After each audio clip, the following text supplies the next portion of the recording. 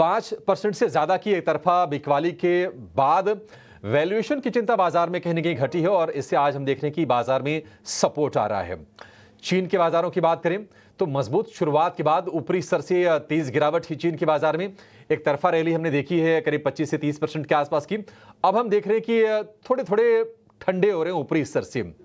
World bank ने भी कहा है कि चीन की इकोनॉमी में मंदी अभी और गहराएगी और चीन की एक टॉप अथॉरिटी है जो इन्वेस्टमेंट को लेकर फैसले लेती है, उसने भी कहा है कि चीन की इकोनॉमी में अभी प्रेशर है और बाजार जिस स्टिमुलस की उम्मीद करके चल रहा था किसी बड़े और नए फैसले की, वो फैसला आया नहीं है। इसके चलते निराशा वहां पर हो रही है। हरियाणा चुनाव के नतीजों पर भी देखने की बाजार की कहीं न कहीं नजर है। हरियाणा और जम्मू कश्मीर की, हरियाणा में बीजेपी सरकार बनाने की स्थिति में दिख रही है। अभी तक के जो रुझान आए हैं वो ये संकेत दे रहे हैं करीब करीब 50 सीटों पर बीजेपी आगे है और कांग्रेस से बीजेपी का जो मार्जिन है वो काफी ज्यादा है। देखते हैं कि आखिरकार जो फाइनल जो टैली आती है वो किस तरह की होती है। लेकिन जम्मू कश्मीर में बीजेपी पिछड़ गई, नेशनल कॉन्फ्रेंस और कांग्रेस का गठबंधन है वो वहां पर बाजी मारती हुई दिख रही है। तो दो स्टेट में एक जगह कांग्रेस एक जगह बीजेपी। लेकिन बाजार ने हरियाणा के जो नतीजे हैं उसको लगता है कि थोड़ा सा चीयर अप जरूर किया है। एक और फैक्टर है वो ये कि क्रूड में ऊपरी स्तरों पर थोड़ी सी नरमी है। $80 के आसपास कंपनी भाव देखे ब्रेंट क्रूड के, थोड़ा सा ठंडा हुआ है कच्चा तेल और लगातार पिटाई के बाद जो बड़े शेयर हैं, जो बड़े वेटेज वाले शेयर हैं जो बाजार को डायरेक्शन देने का काम करते हैं वो आज चल रहे हैं। HDFC bank, SBI, L&T, Reliance, ये कुछ मेजर शेयर्स हैं जो आज बाजार को सपोर्ट देते हुए दिख रहे हैं। लेकिन मिड कैप में क्या हो रहा है ये भी देख लीजिए। 3 तस्वीरें आपके सामने हम लेकर आएंगे और आपको बताएंगे कि मिड कैप में आज मेगा एक्शन कहां पर है। स्किपर पावर सेगमेंट की ये कंपनी है और ब्रोकरेज की बुलिश रिपोर्ट आई है स्किपर को लेकर। खरीदारी की राय दी है नुआमा ने और लक्ष्य दिया है 650 रुपए का। स्किपर के शेयर में आज हम तेजी देख रहे हैं। शुभा हालांकि लगातार ये शेयर प्रेशर में है और Q2 के जो बिजनेस अपडेट आए हैं वो भी कमजोर आए हैं, दबाव आज दिख रहा है। दूसरी तिमाही में जो बिक्री है वो 32% घटकर 11,785 करोड़ की बिक्री रही है और इसके चलते शुभा के शेयर का मूड थोड़ा सा खराब है। लेकिन मॉयल बेहतर प्रोडक्शन आंकड़ों से शेयर चढ़ा है। मैंगनीज और इंडिया लिमिटेड इस कंपनी का नाम है। सितंबर में करीब करीब 1.5 लाख टन का प्रोडक्शन हुआ है और ये रिकॉर्ड ऊंचाई पर प्रोडक्शन पहुंचने से आज सहारा मिल रहा है मॉयल के शेयर को।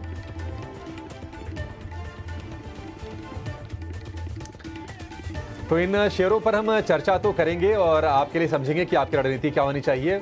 बाकी तमाम स्टॉक्स होंगे मिड कैप में जहां पर आपको स्पेशल बिल्कुल मौके दिए जाएंगे। लेकिन चलिए अब एक्सपर्ट को जोड़ लेते हैं। हमारे साथ जुड़ गए हैं देश के जाने माने टेक्निकल एक्सपर्ट मानस जायसवाल। मानस जी, बहुत शुक्रिया आपका समय देने के लिए। स्वागत है आपका 18 स्वदेश पर।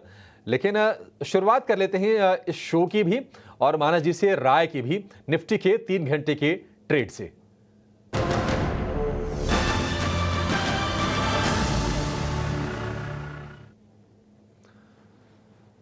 मानस जी, आज 6 दिनों की बिकवाली पर ब्रेक और ऐसा लग रहा है जो संकेत है उनको देखकर कि शायद ट्रेंड रिवर्सल हो गया, बाजार का बॉटम फॉर्म हो गया।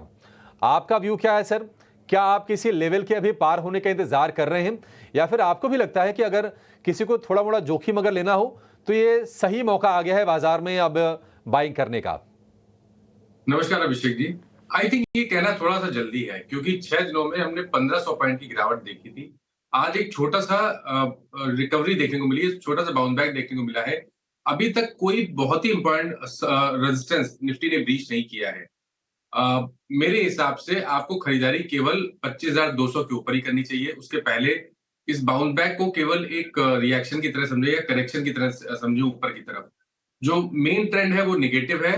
मेरे ख्याल से करंट लेवल्स पे खरीदारी नहीं करनी चाहिए।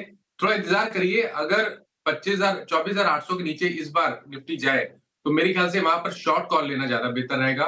उस केस में आप 24,925 के स्टॉप लॉस से एक बिकवाली करने का ट्रेड ले सकते हैं क्योंकि मेरा मानना है कि शायद 100 डे मूविंग एवरेज जो कि 24,400 के आसपास है, निफ्टी आने वाले समय में उसको टच करने की कोशिश करेगा। तो फिलहाल के लिए इस रिकवरी पे ज्यादा ट्रस्ट मेरे हिसाब से नहीं करना चाहिए। थोड़ा वेट करिए। या तो 25,200 के लेवल्स निकल जाए, उसके ऊपर निफ्टी निकल जाए, तब खरीदारी करें और या तो लोअर लेवल पे जब 100 डे मूविंग एवरेज के आसपास कोई सपोर्ट दिखे तब खरीदारी करें। फिलहाल के लिए इस सेल ऑन रैलीज का ही मार्केट। 25,200 के लेवल को पार होने का इंतजार कीजिए, तभी आपको खरीदारी करनी है।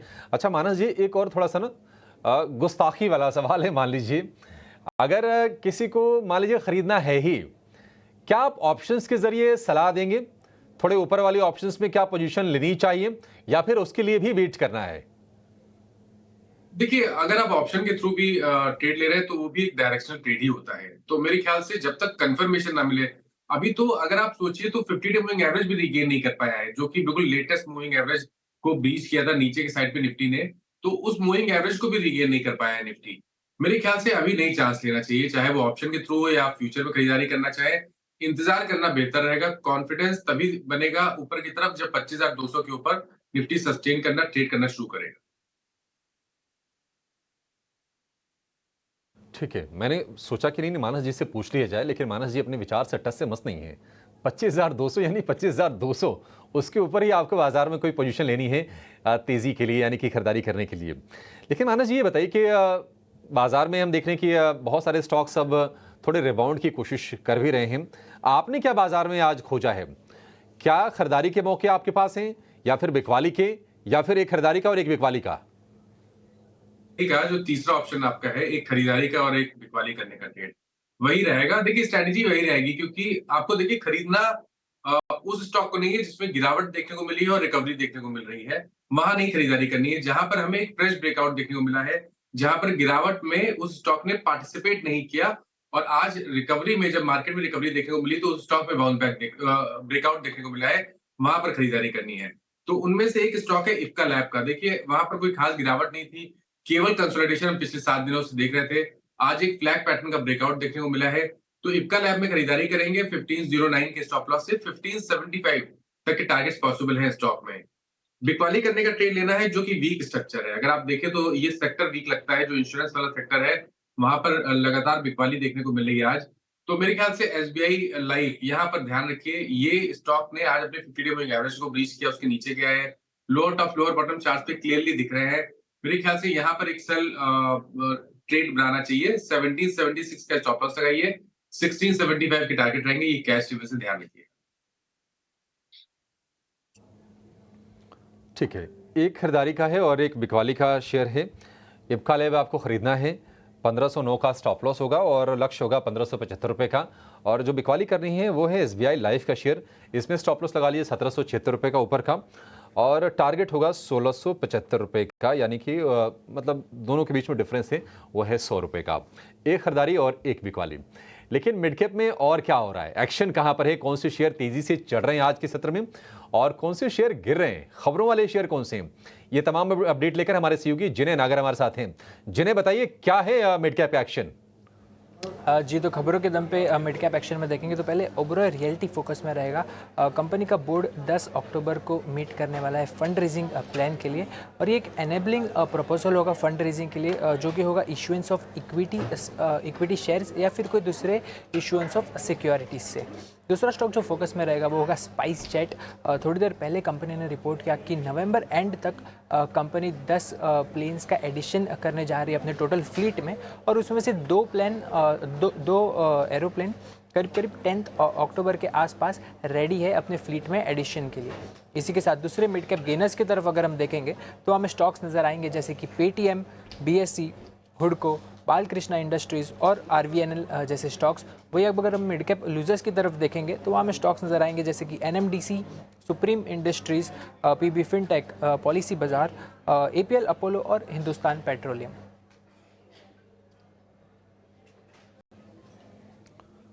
ठीक है, शुक्रिया जी ने। तो ये तमाम स्टॉक्स हैं जहां पर आज हम एक्शन भी देख रहे हैं और जहां पर खबरें भी आई हैं। अच्छा, स्पाइस जेट को लेकर एक व्यू चाहिए आपसे मानस जी। लगातार ये रिकवरी की कोशिश में कंपनी है और जो नई खबर आ रही है कि नवंबर अंत तक कंपनी अपने फ्लीट में 7 एयरक्राफ्ट जोड़ लेगी, 10 एयरक्राफ्ट जोड़ेगी। 10 में से 3 ऑलरेडी उनके ग्राउंडेड हैं, वो एयरक्राफ्ट होंगे और 7 जो हैं वो लीज पर कंपनी लेगी। तो लगातार कोशिशें हो रही हैं, 60 रुपये के आसपास का शेयर है। हालांकि प्रश्न यही पूछे जा रहे हैं कि क्या स्पाइस जेट में शेयर के भाव में जो रिकवरी आई है, क्या वह एग्जिट के मौके के तौर पर लेना चाहिए या फिर अब लग रहा है कि नहीं ऑपरेशंस में भी बेहतरी आ रही है स्पाइसजेट की? ये सवाल हम अपने फंडामेंटल एक्सपर्ट से पूछ तो रहे हैं। आप जरा भाव देख के बताइए कि क्या करना है शेयर में। 6% ऊपर फिलहाल शेयर ये दिख रहा है।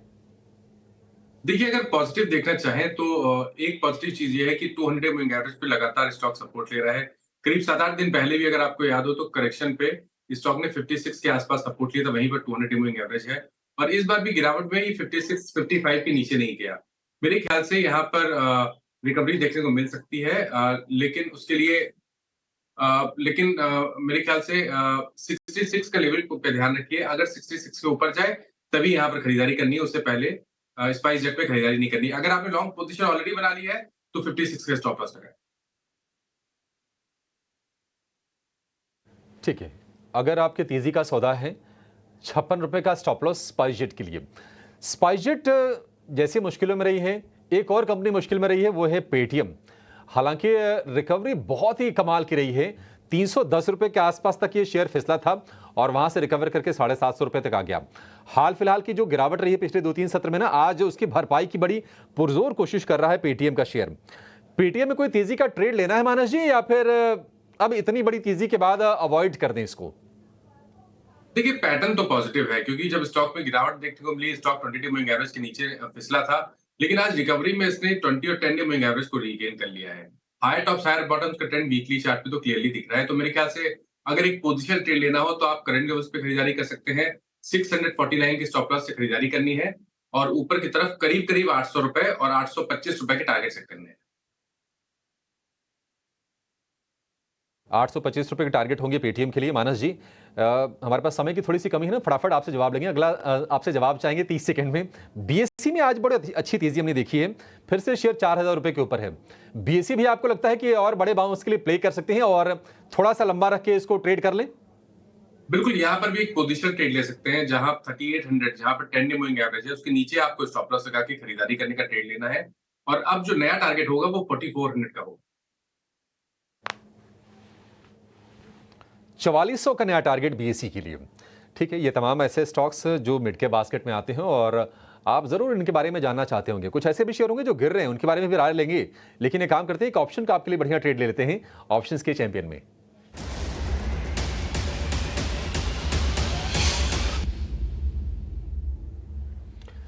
एंजल वन के दिवांग शाह हमारे साथ हैं। दिवांग जी, बहुत शुक्रिया आपका समय देने के लिए। स्वागत है आपका 18 स्वदेश पर। बताइए क्या ट्रेड लेना है ऑप्शंस के जरिए? Very good afternoon. बात करें ऑप्शन की तो एमएनएम का 3150 का अक्टूबर का कॉल ऑप्शन खरीदने की सलाह रहेगी 79 रुपीज में। स्टॉप लॉस रखना है 59, टारगेट है 119, जिसमें मैक्स लॉस अराउंड 7000 का है, मैक्स प्रॉफिट 14000 का है। ओवरऑल स्ट्रक्चर की बात करें, एमएनएम का जो स्ट्रक्चर है ऑन डेली चार्ट एक स्ट्रॉन्ग पॉजिटिव स्ट्रक्चर बना हुआ है daily chart, high top high bottom structure में, इसलिए हम ये कॉल रिकमेंडेशन बाय दे रहे हैं। तो एमएनएम ने स्ट्रेंथ अच्छी दिखाई है। कल भी हम शेयर में तेजी देख रहे थे, आज भी ये शेयर निफ्टी के टॉप गेनर्स में शामिल है। 2% की तेजी है। आपको 3150 वाली कॉल खरीदनी है, 7779 रुपए के बीच में मिलेगी। लक्ष्य 119, स्टॉप लॉस 59 रुपए, अधिकतम मुनाफा 14000, अधिकतम नुकसान 7000, यानी कि उसके आधा 1:2 का आपका रेशियो होगा रिस्क और रिवॉर्ड का।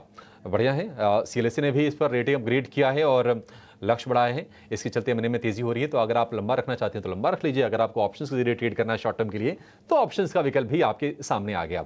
दिवांग जी, बहुत शुक्रिया आपका समय देने के लिए और ये बेहतरीन स्ट्रेटजी हमारे दर्शकों को सुझाने के लिए। एक छोटे से ब्रेक के लिए यहाँ पर रुकेंगे। ब्रेक के बाद जब लौटेंगे तो कुछ ऐसे शेयरों की बातचीत करेंगे मानस जी।